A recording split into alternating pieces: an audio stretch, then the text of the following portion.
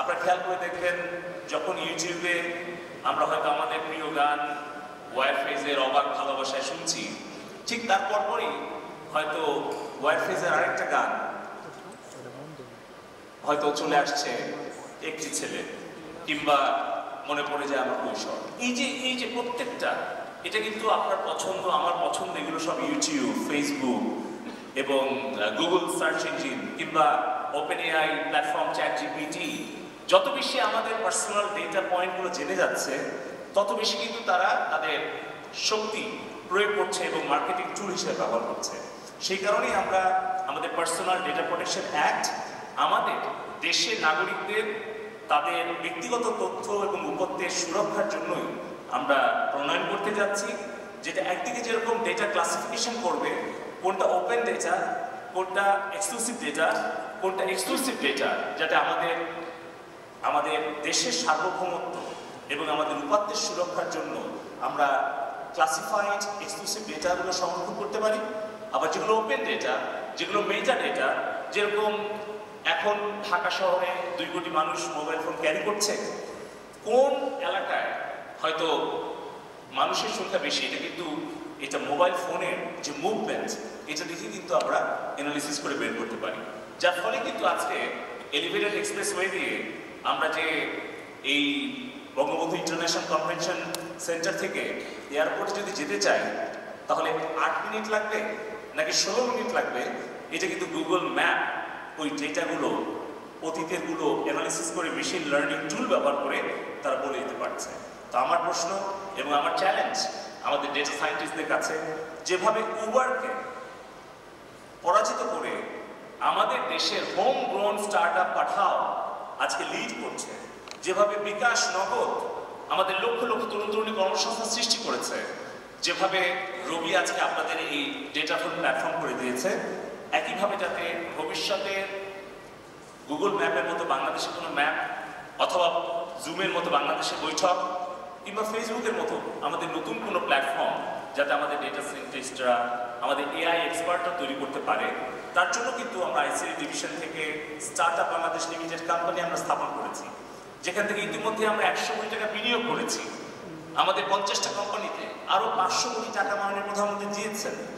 এবং বলেছেন যে 500 কোটি টাকা যদি আমরা বিনিয়োগ সফলভাবে করতে পারি, তাহলে উনি আগামী 5 বছর আর 2000 কোটি টাকা দেবেন আমাদের এই স্টার্ট আপগুলোতে ইকুইটি ইনভেস্ট করার জন্য, যাতে তারা আরো বড় বড় ঝুঁকি নিয়ে বড় বড় আমাদের স্টার্ট আপ সফল ইউনিকর্ন উপহার দিতে পারে। আমরা খুবই আশাবাদী যে বর্তমানে যে আমাদের প্রায় 2টা থেকে 3টা ইউনিকর্ন আছে, আগামী 5 বছরের মধ্যে আরো 5টা ইউনিকর্ন, এবং 41 সালে আমাদের স্মার্ট বাংলাদেশের ভিশন পূরণে আমাদের এই স্টার্ট আপরাই হবে আগামী দিনের চালিকা শক্তি, এবং $50 বিলিয়ন কোম্পানি আমরা আগামী 41 সালের মধ্যে আমরা বাংলাদেশ থেকে সারা বিশ্বকে উপহার দিতে চাই। এবং আমাদের এখানে ইনোভেশন ডিজাইন এন্টারপ্রেনারশিপ একাডেমির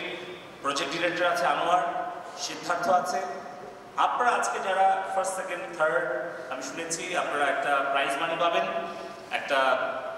সুযোগ পাবেন আপনাদের নিজস্ব চিন্তা ভাবনা বা উদ্যোক্তা হওয়ার জন্য, উদ্ভাবনকে উৎসাহিত করার জন্য রবি আপনাদেরকে সহযোগিতা করছে এবং আরও অন্যান্য অনেকেই সহযোগিতা করছে। আমি আপনাদেরকে আহ্বান জানাতে চাই, আপনাদের যদি ডেটা অ্যানালিটিক্স নিয়ে, মেশিন লার্নিং নিয়ে, এআই টুল নিয়ে নতুন কোনো উদ্যোগ থাকে, কোনো উদ্ভাবনী চিন্তা থাকে, যেরকম আমাদের চিন্তা আছে গভর্নমেন্ট ব্রেইন প্রতিষ্ঠা করা, যেখানে আমরা জেনারেটিভ, প্রেডিক্টিভ, ট্রান্সফর্মার, আমরা হেলথ জিপিটি, আমরা এডুকেশন জিপিটি, আমরা কনস্টিটিউশন জিপিটি আমরা উপহার দিতে চাই। একই রকমভাবে আমি রবিকেও বলবো যে আমাদের সরকারের যতগুলো উদ্ভাবন আছে, টিচার্স পোর্টাল হোক অথবা আমাদের বৈঠক, ভিডিও কনফারেন্সিং প্ল্যাটফর্ম হোক, সেগুলোর সাথে কীভাবে পার্টনারশিপ করা যায়, এবং আপনাদের মধ্যে যারা বিজয়ী হবেন তাদেরকে অভিনন্দন, এবং যারা অংশগ্রহণ করেছেন কিন্তু হয়তো আজকে বিজয়ী হতে পারেননি, তাদের জন্য আমি আশ্বস্ত করে যাচ্ছি আমাদের আইসিটি ডিভিশনের আইডিয়া থেকে ইনোভেশন ফান্ড আপনাদের চমৎকার আইডিয়াগুলোর জন্য 10 লক্ষ টাকা পর্যন্ত আমরা ইনোভেশন গ্রান্ট আমরা দেব। এবং এরপরে যদি কোনো স্টার্ট আপ আপনারা প্রি সিড লেভেল থেকে সিড লেভেল বা গ্রোথ লেভেলে আসতে পারেন, তাহলে আমরা 50 লক্ষ টাকা থেকে শুরু করে আমরা 5 কোটি টাকা পর্যন্ত আমরা ইকুইটি ইনভেস্ট করবো পার রাউন্ড। এই আশ্বাস দিয়ে আপনাদের উদ্ভাবনী এবং সমস্যা সমাধানকারী মেধাবী নেতৃত্বে আমরা গড়ে তুলব 41 সাল নাগাদ বঙ্গবন্ধুর স্বপ্নের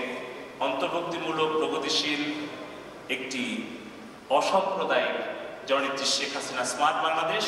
এই দৃঢ় প্রত্যয় ব্যক্ত করে আমার কথা এখানে শেষ করছি। Be innovative and smart. জয় বাংলা, জয় বাংলা।